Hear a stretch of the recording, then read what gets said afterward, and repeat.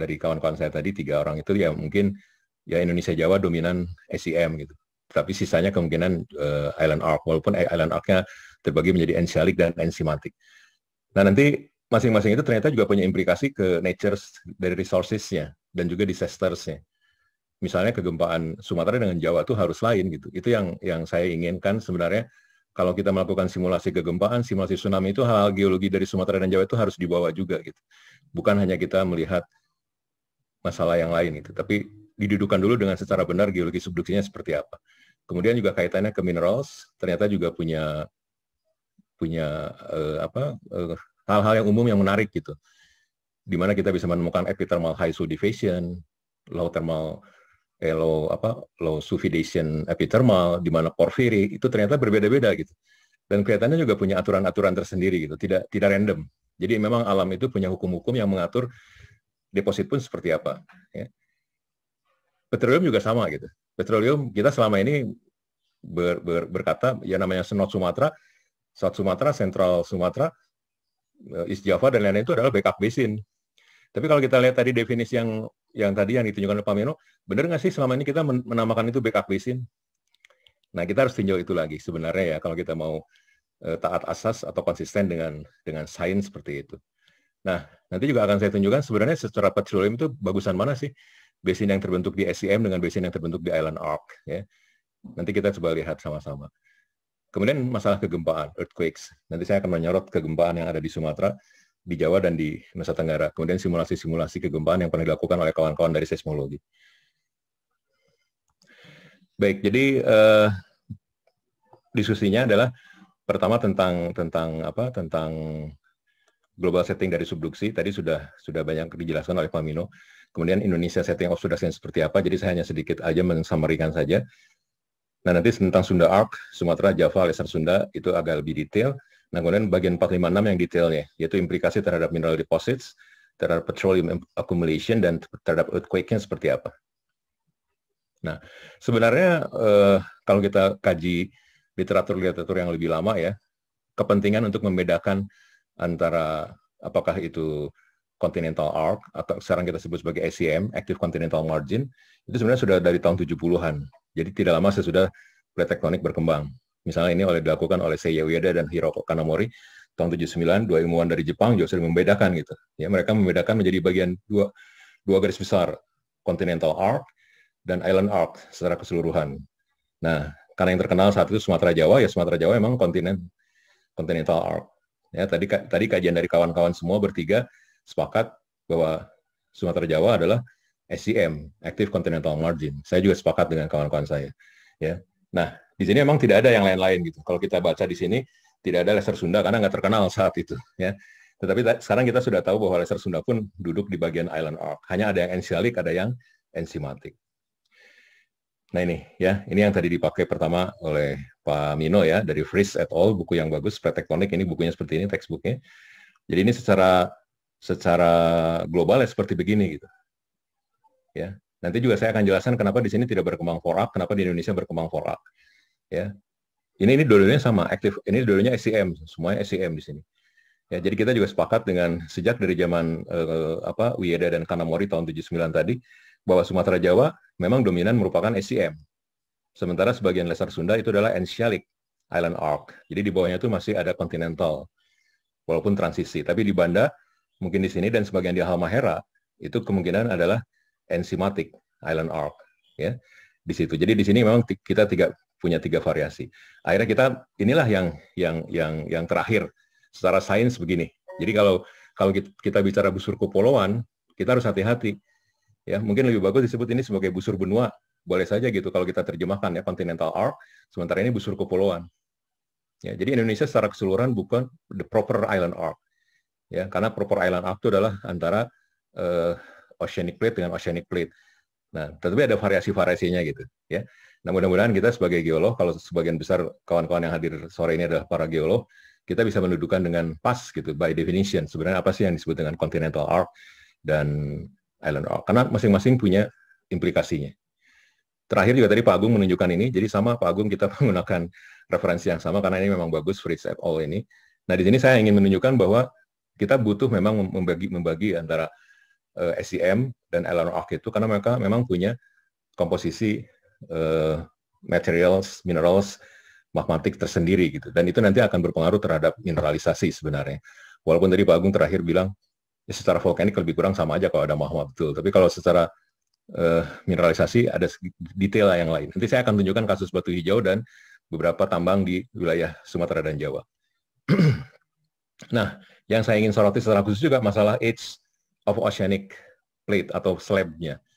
Ya, coba kawan-kawan lihat di sini. Ya, yang namanya Sumatera Jawa sampai ke Lesser Sunda itu berbeda-beda terus umur oceanic slab-nya yang masuk ke sini. Ya. Nah, kalau kita lihat di sini, ya, ini umurnya di sini kan kita lihat. Ya, di bagian Sumatera itu yang dominan mungkin umur Neogen dan Paleogen gitu. Kemudian di bagian baratnya Jawa itu adalah Cretaceous.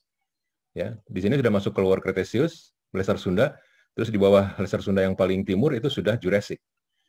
Ya, jadi umurnya itu antara yang dari sini, antara yang dari dari barat Sumatera dengan di sini itu bisa 100 juta tahun beda. Dan itu sangat berpengaruh nanti terhadap sudut penekukan Benioff.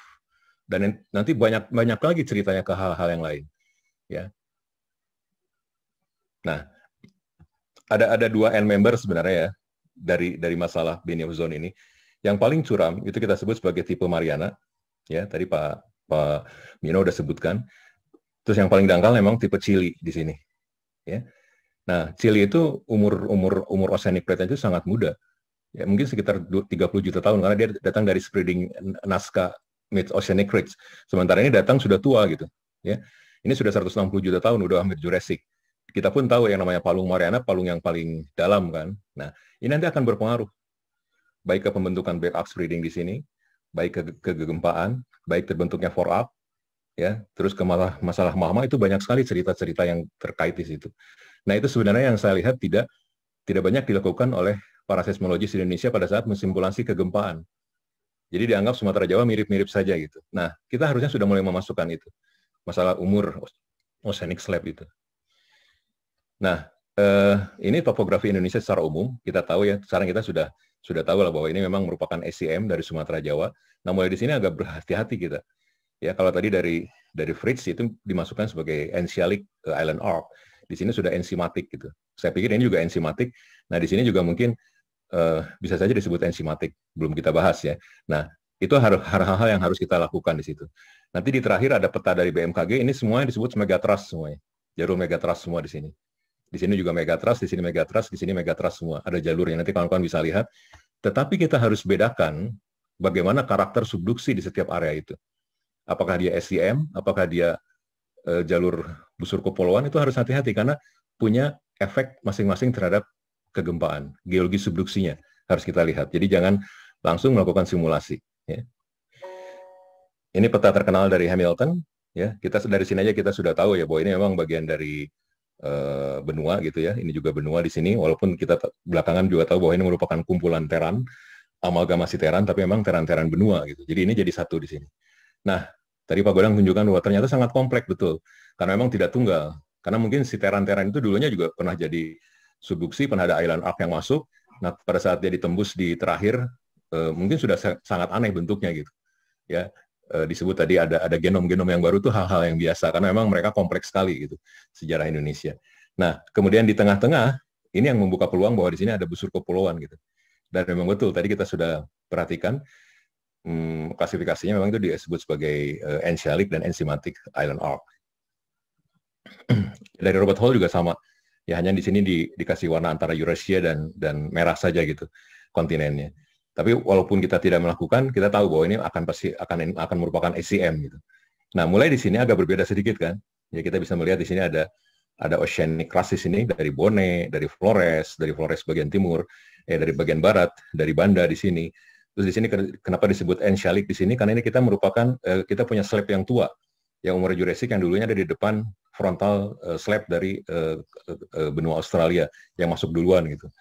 Ya, memang sekarang kita mendapatkan di sininya trough, Timor trough, karena yang tadi dibilang Pak Mino sebagai paradoks, mungkin kita punya subduksi, tapi yang di sini subduksi dia adalah kontinental yang di bawah. Sebenarnya itu merupakan collision atau under thrusting dari kontinen.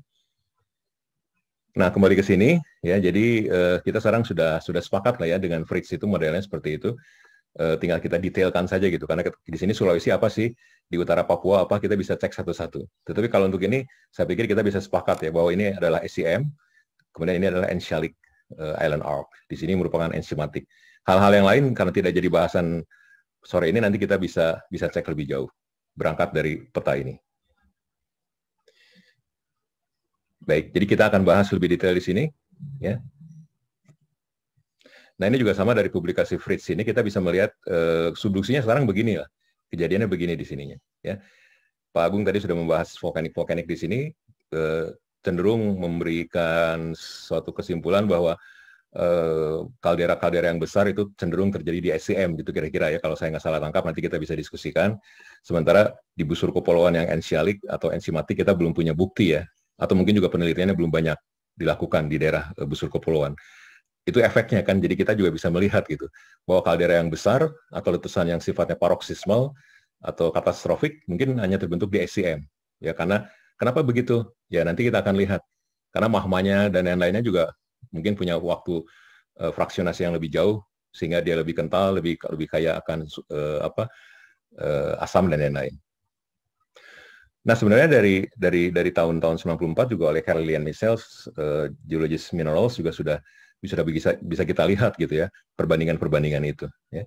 Kalau kita lihat di sini, ini banyak associated dengan kontinen di sini ya kan. Ini jalur-jalur mineralisasi ini ya. Ini yang terkenal adalah jalur Sunda Banda Arc di sini. Nah, kawan-kawan di sini bisa melihat perubahan basement di sininya. Kalau di sini masih banyak berhubungan dengan benua di sini ya, dengan benua semua. Nah, tiba-tiba di daerah bagian timur Jawa ini udah berubah gitu. Ya, kita bisa melihat di sini sudah island arc crust di bawahnya gitu. Ya, nah nanti akan berpengaruh terhadap tipe mineralisasi yang ada di sini di sepanjang Sumatera dan Jawa, kemudian di sepanjang Eastern Arc dari Sunda ya sampai ke arah sini. Nanti di sini berubah lagi gitu, seperti ada gunung biji di Freeport. Jadi sebenarnya masa dasar di sini atau basement di sini pada saat terkena magmatisme pun akan ikut berpengaruh. Disitulah kita sebenarnya penting membedakan antara kedua hal itu.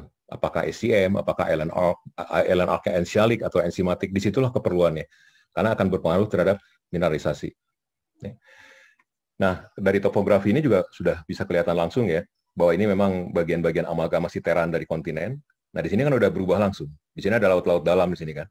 Di sini ada Flores, ada terusan dari Bone Basin. Di sini bagian timur, bagian barat Banda gitu. Ya, itu akan ada pengaruh sendiri. Begitupun yang di sini gitu. Jadi apa yang tersubduksi di sini, kemudian bagaimana masalah mineralisasi di sini, terus mineralisasi di daerah sebelah baratnya Halmahera, itu harus kita kaji dengan diskusi kita sore ini. Itu apa sih? Apakah itu SCM, apakah ensialik island arc atau enzimatic island arc? Karena semuanya itu punya hukumnya gitu. Pre-tectonic control on geologic resources juga sudah punya di sini ya. Kawan-kawan bisa melihat di sini, ini elemen-elemen dari tektonik, dari pre-tektonik ya. Dan ini semua mineralisasi atau energi yang berhubungan gitu. Tadi Pak Agung tunjukkan ada geotermal dan lainnya juga ada di sini. Nanti saya akan tunjukkan yang petroleum juga sedimentary di sini gitu. Ada cekungan-cekungan yang terbentuk. Terus mineralisasinya yang berbeda ya, tipe mineralisasinya ya, ada epithermal, ada porfiri, lain-lain. Semuanya punya hukum di sini.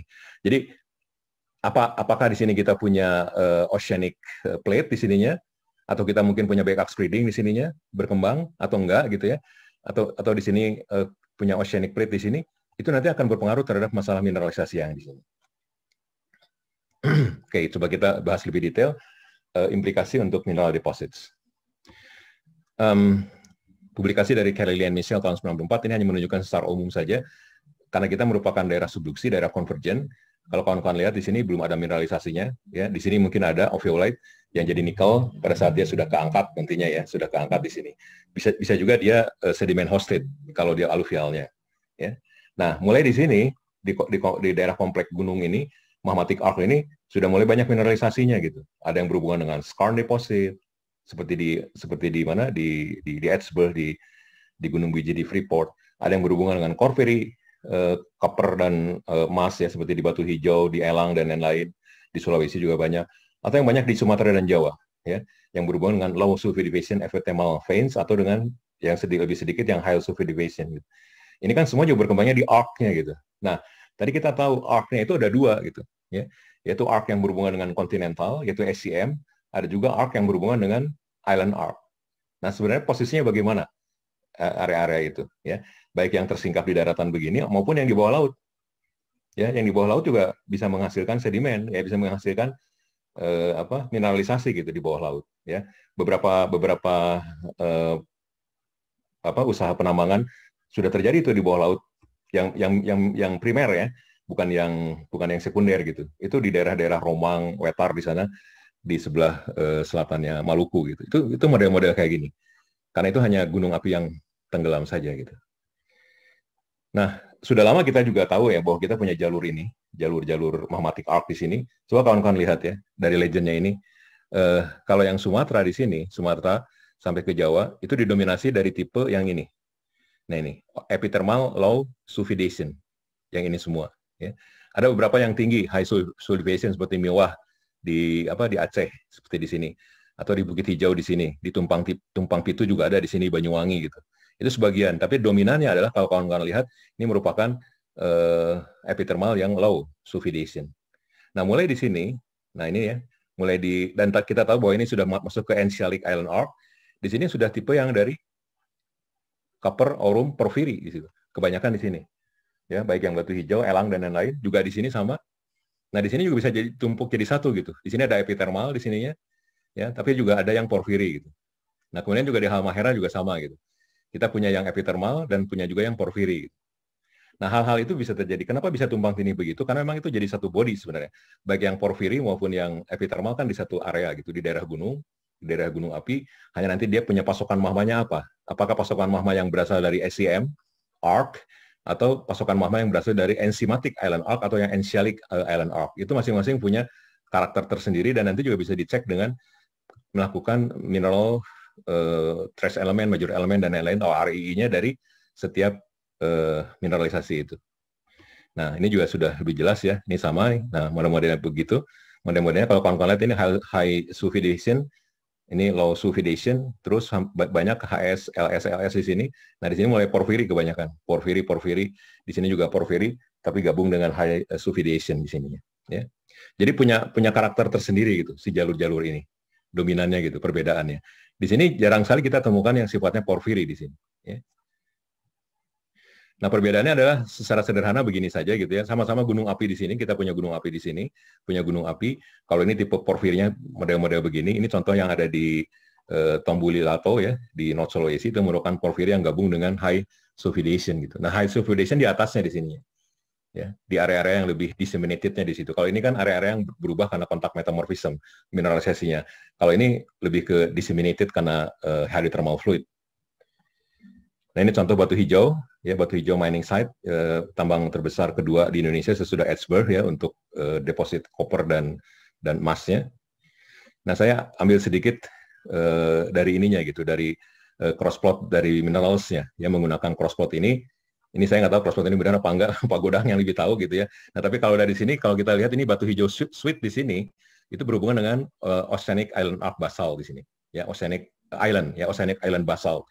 Dan kita tahu bahwa di sini memang sudah merupakan island arc ensialic.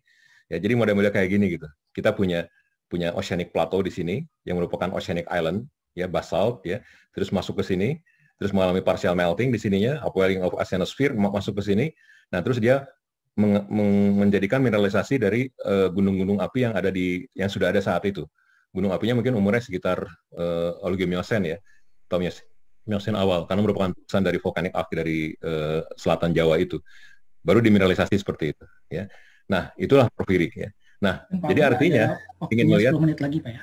Baik, jadi akan ada perubahan-perubahan juga di sini terjadi. Kita lihat sekarang petroleum accumulation. Kita sudah lama punya peta ini ya, walaupun ini peta tahun 85, tapi ini yang belum ada yang baru lagi untuk melihat dari tipe-tipe tektonik dari basin gitu. Nah, kita tahu bahwa ini produksinya gede banget dari sini. Ya, itu merupakan backup basin kan, mulai dari Sumatera Utara sampai ke Jawa Timur, gitu, backup basin.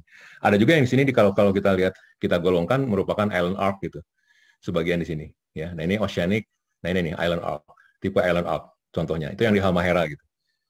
Ya, sayangnya belum ada yang produksi gitu di daerah sini, belum ada produksi. Eksplorasinya pun mungkin belum banyak, tapi secara geologi pun ini jauh lebih kecil kemungkinan dapat petroleumnya dibandingkan yang ini.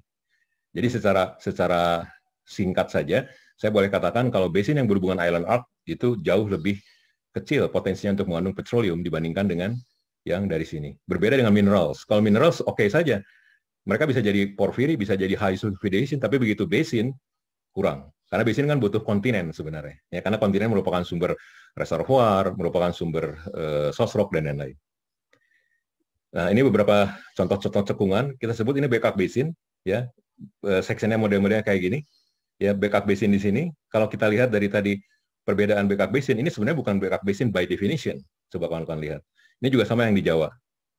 Di Jawa di sini kita punya kendeng, ya. Di sini kita nggak punya backup basin. Ini juga sama ya. Kita hanya dapatkan dalaman ini saja, dalaman-dalaman ini saja. Jadi sebenarnya, nah ini kalau masuk ke Indonesia Timur, ke Island Arc-nya sebagian ya, walaupun ini enshalik, kenapa disebut enshalik? Karena ini merupakan rifted basement sebenarnya, bikin horse block, tapi ini bukan oceanic crust di sininya, yang masuk di sini. Ini adalah rifted basement-nya. Jadi ini masih enshalik, walaupun ini posisinya sebagai Island Arc. Nah ini nih, ya. Sebenarnya yang namanya North Sumatra tadi, North Sumatra sampai Jawa Timur tuh lebih cocok by definition, harusnya disebut sebagai retro arc foreign basin. Bukan backup basin. Kalau backup basin harusnya seperti begini. Ya. Nah, inilah backup basin gitu. Jadi kita mungkin harus bertanya lagi, istilah backup basin yang selama ini kita pakai tepat nggak secara definition? Menurut saya nggak tepat secara definition. Tapi kalau tempat, karena dia di belakang busur vulkanik, yaitu Bukit Barisan, di belakang busur gunung-gunung api Jawa, oke lah disebut itu. Tapi kalau kita argue secara genesis, itu bukan backup basin by definition. Tapi lebih cocok disebut sebagai retro arc foreign basin. Ya. Hanya beberapa publikasi emang ini menyebutnya backup basin juga gitu, ada. Ya, tetapi kalau saya lihat dari publikasi tektonik, kebanyakan mereka menyebutnya sebagai retro arc foreign basin. Meskipun demikian, tetap saja ini penemuan-penemuan yang saya plot dari 20 tahun terakhir ya. Nah, di sini semua ada gitu.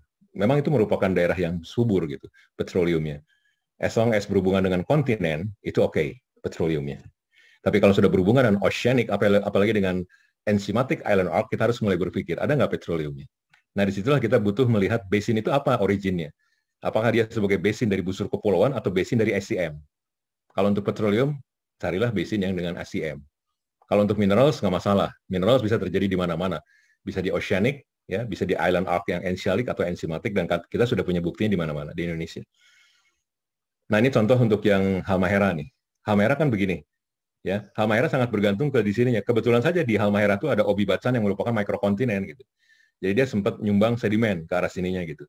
Tapi bayangkan kalau ininya semua adalah ophiolite gitu. Itu nggak prospek basin itu. Kita mendapatkan yang begini-begini, ini belum tentu reef atau apa, bisa saja intrusi gitu, atau ophiolite. Ya, jadi pas kita bor itu mungkin itu bukan gitu.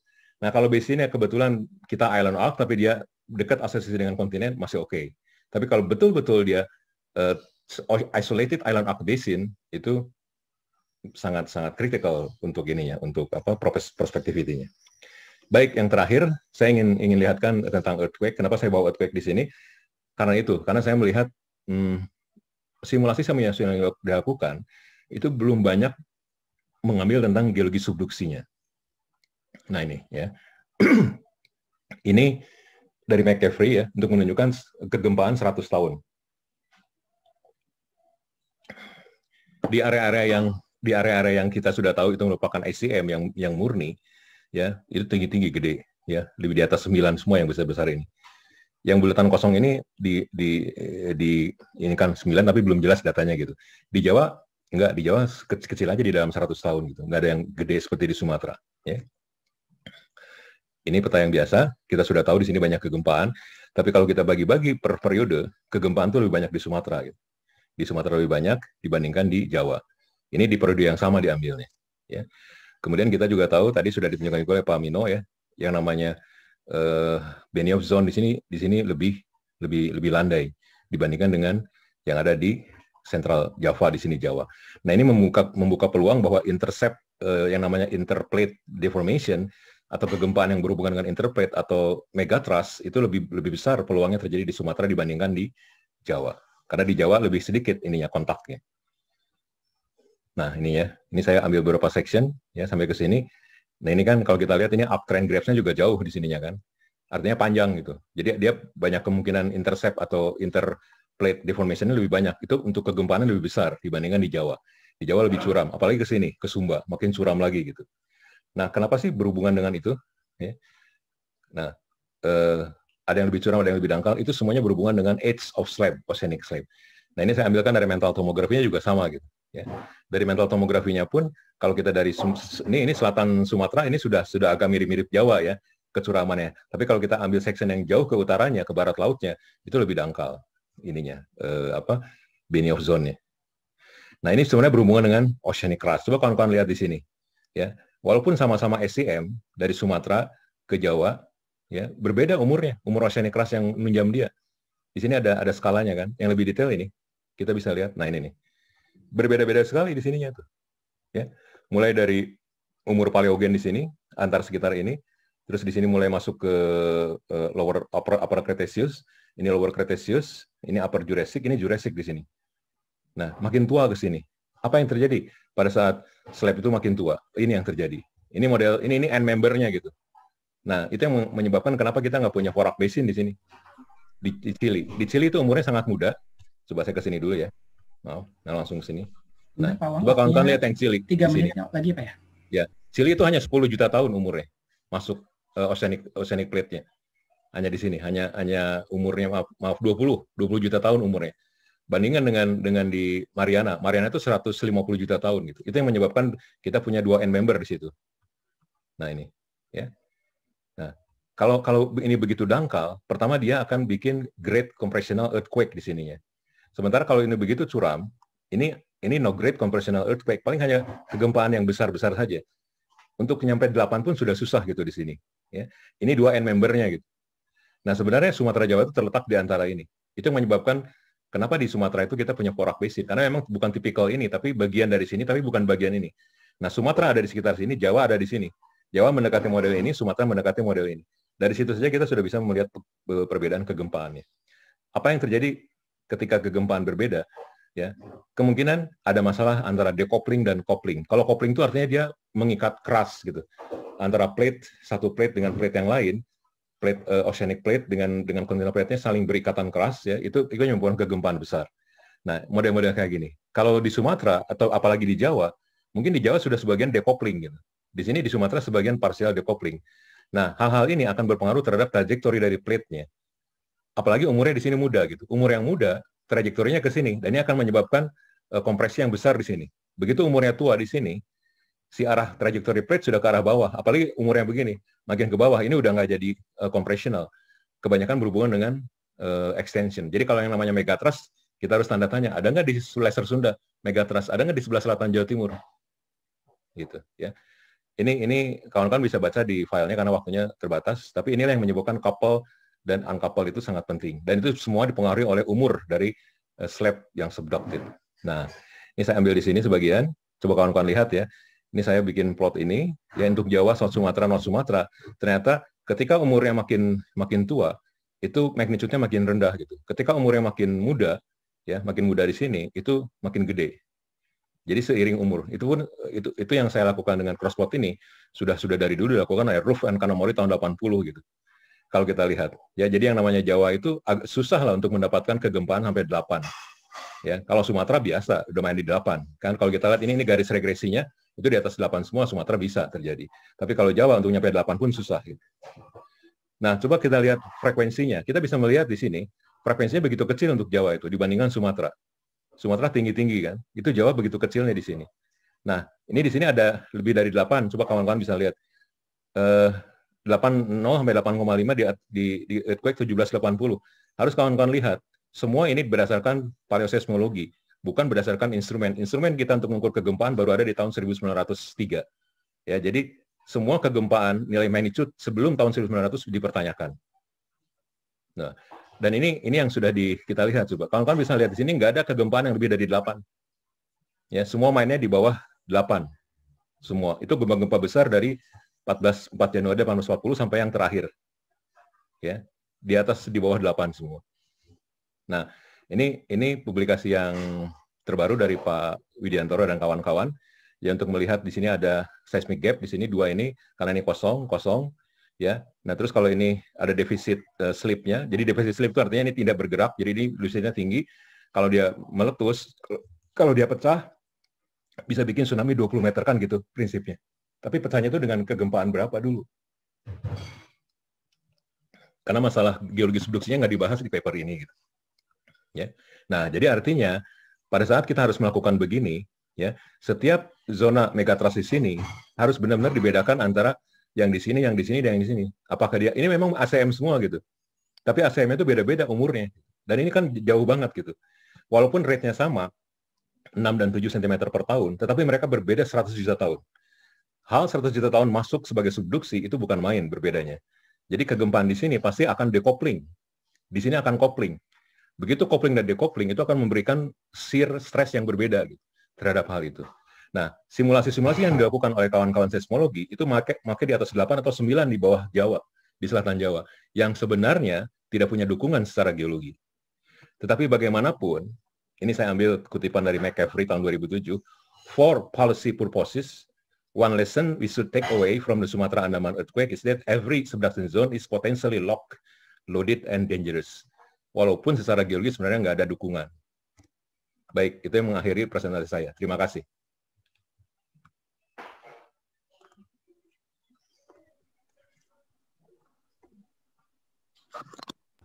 Baik, terima kasih Pak Awang atas presentasinya. Sangat menarik sekali. Jadi Pak Awang sudah